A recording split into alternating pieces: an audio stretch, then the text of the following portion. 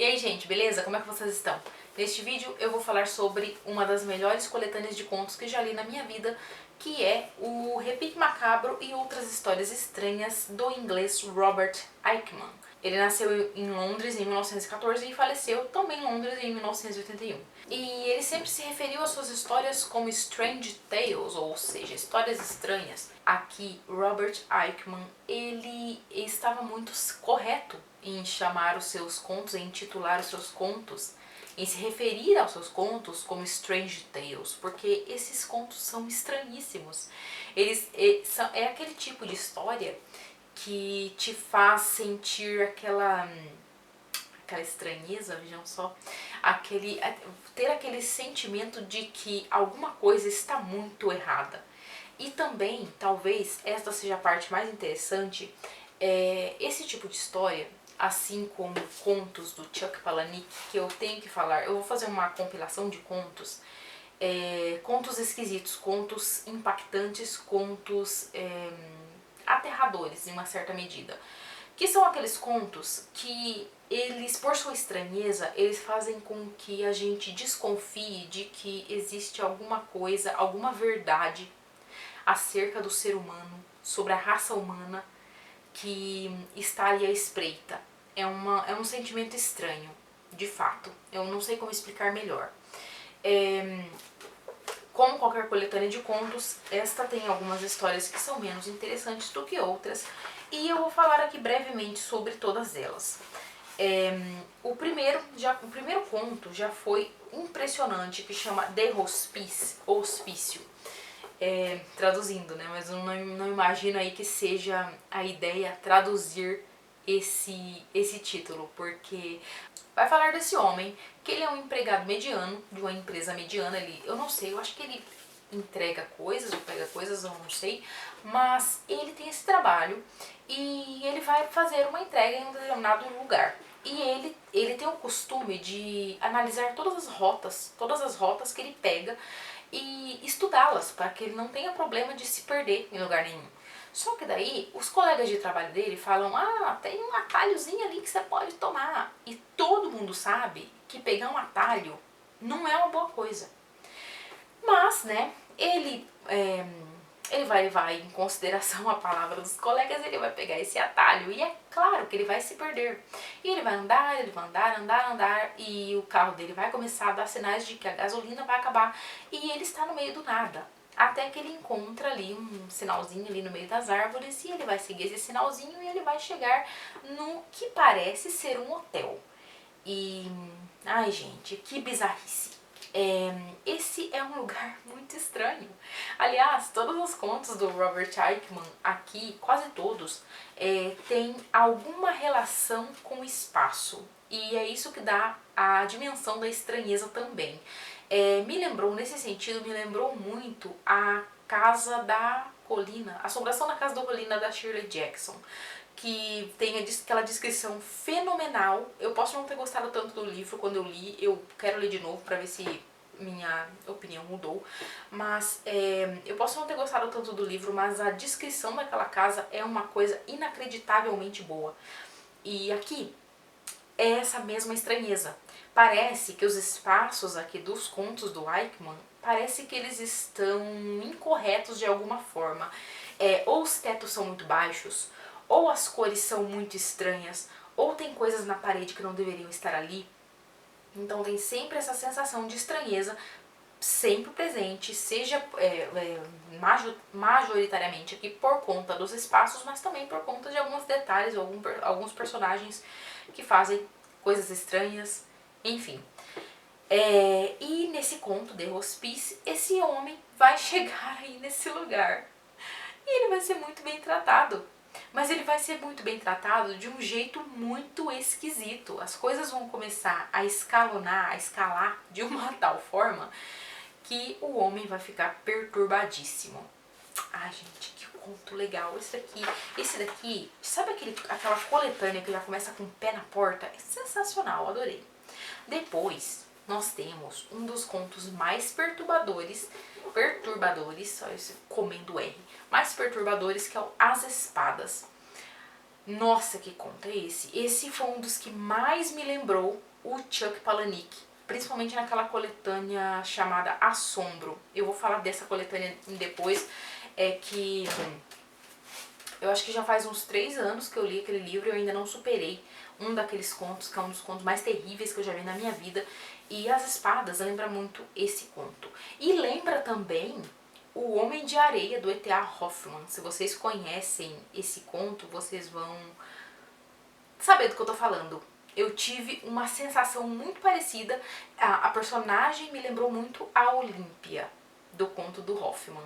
E se por acaso vocês tiverem interesse em ler esse conto, que é muito famoso, é um dos contos do Insólito, se vocês tiverem interesse em ler esse conto, comprem naquela edição que tem junto com a análise do Freud desse conto chamado O Infamiliar. É um livro espetacular, o conceito é espetacular, e aquela edição que está sendo publicada agora, eu vou deixar na edição, qual é a minha edição, é a melhor, porque eu considero, não sei se tem outra melhor, mas eu amei a explicação da tradução para aquele conto.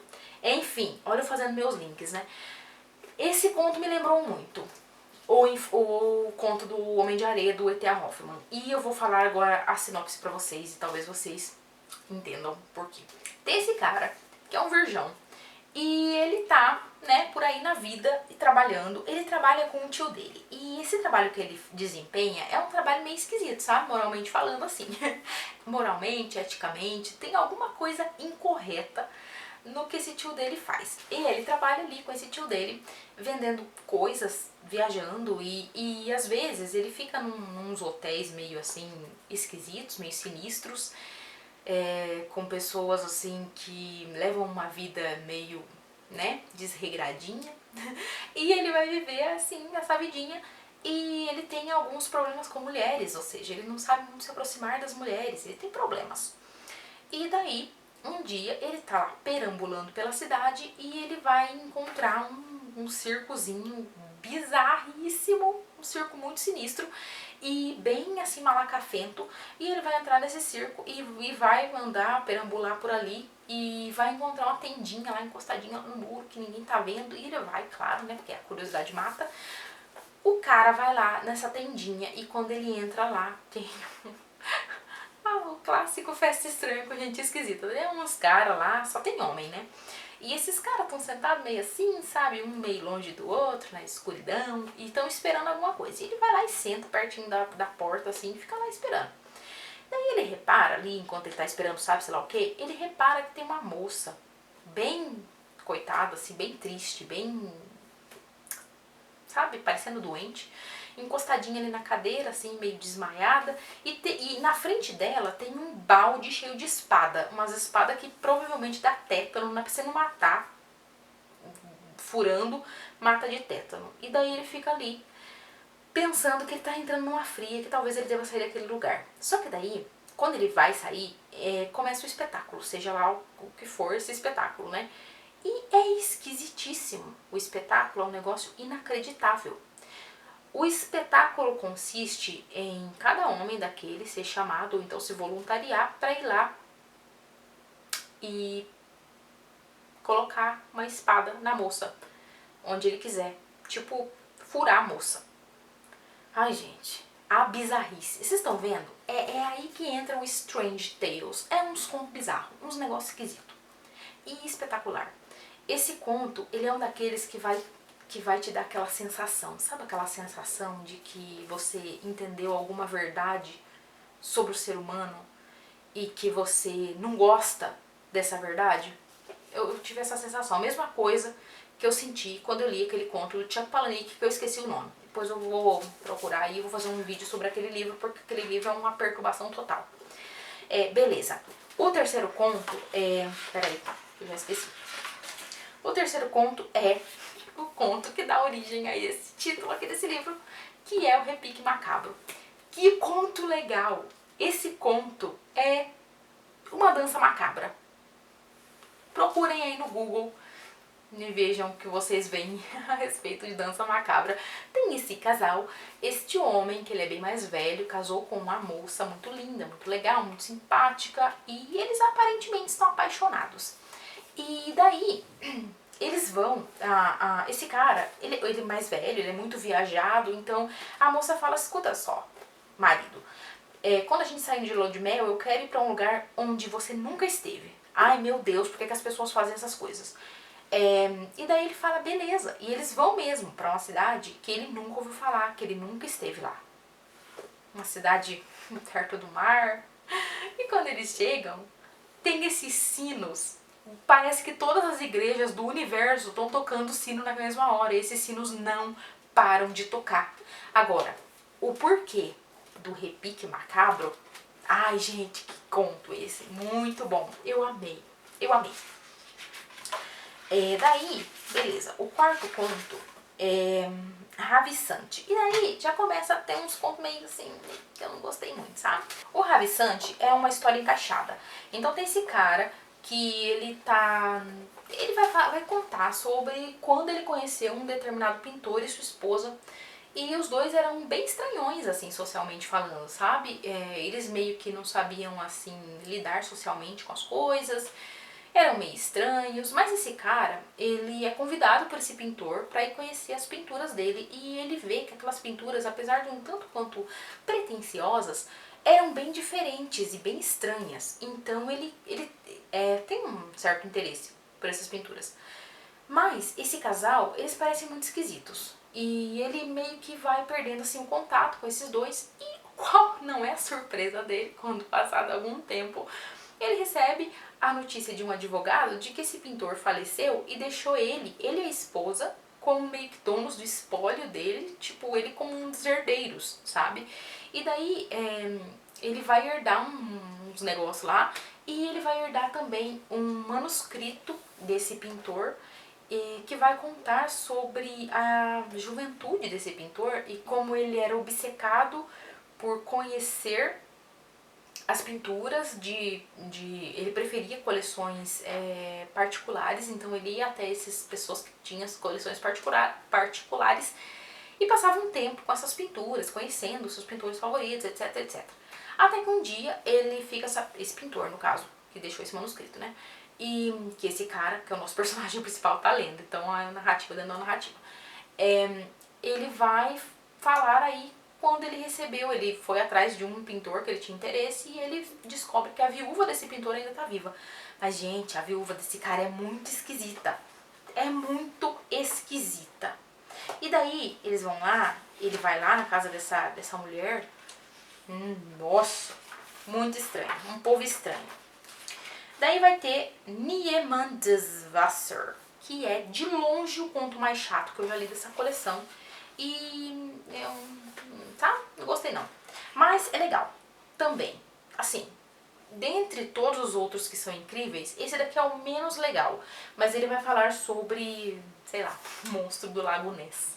Ou alguma coisa do tipo. Não sabemos o que tem naquele lago. É um cara que ele tinha um amigo que, meu Deus, é uma zona essa aqui. Aliás, um dos pontos interessantes desses contos do Eichmann é que ele perde um tempo do caramba com um monte de detalhe. Um monte de detalhe. Você nunca sabe pra que vai servir aquilo. E às vezes, na maioria das vezes, não serve pra nada mesmo, sabe?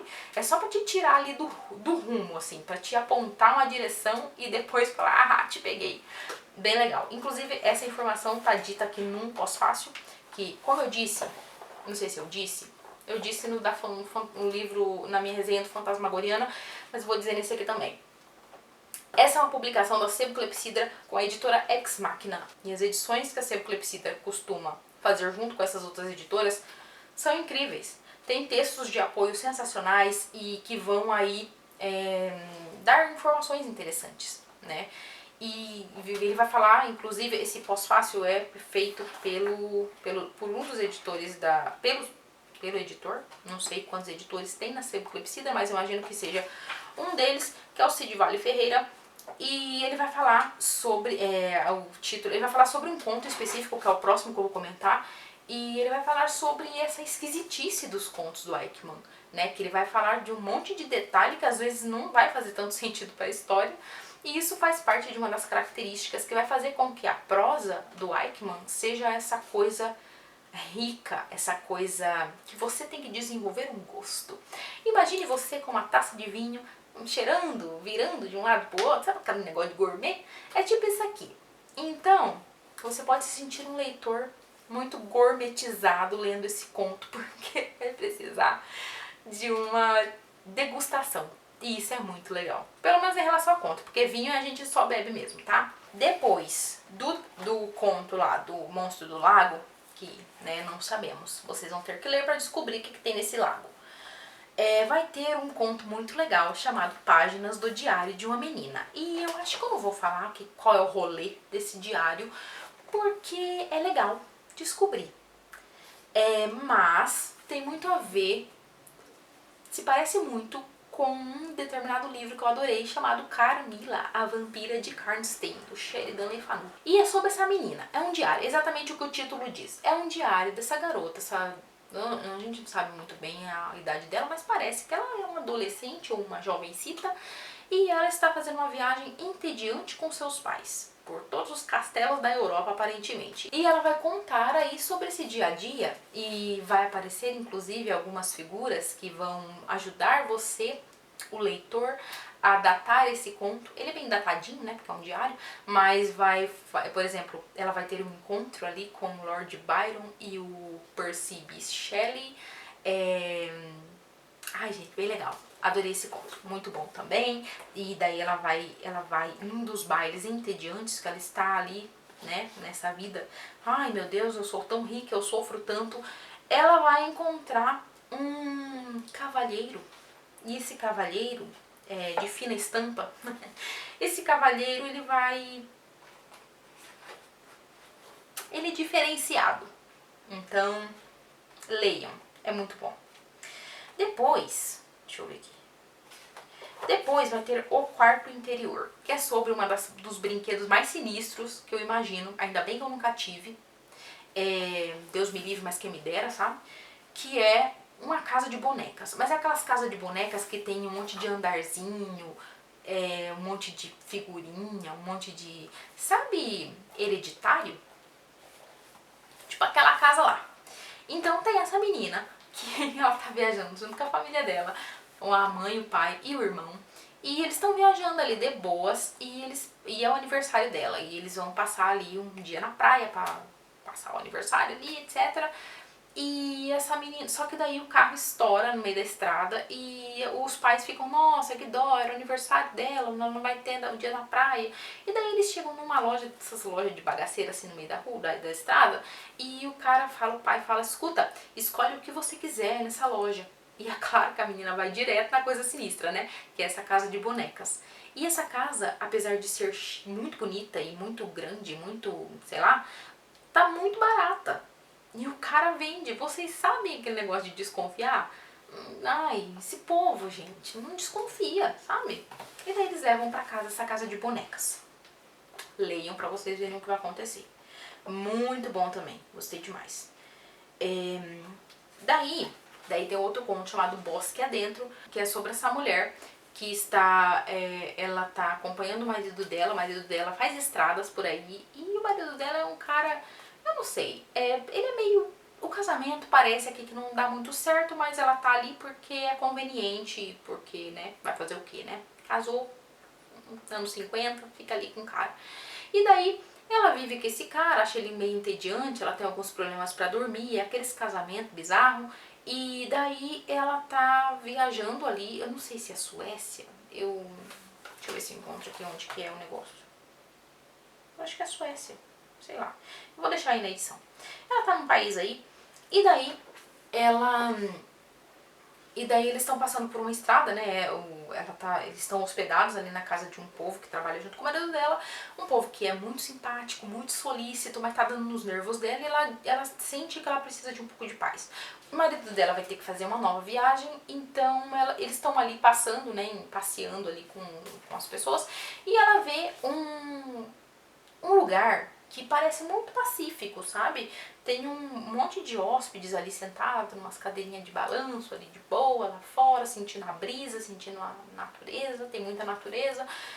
E daí ela pensa, uau, seria legal se eu ficasse livre desse converseiro, o que é um sentimento que eu consigo me relacionar bem, porque eu adoro um silêncio. E E daí ela pega e fala pro marido, né? Fala assim, escuta, eu quero ficar naquele lugar ali, naquele hotel. E daí ela vai ficar lá, nesse hotel. E não devia ter feito isso não, né? Como sempre. Porque apesar de parecer muito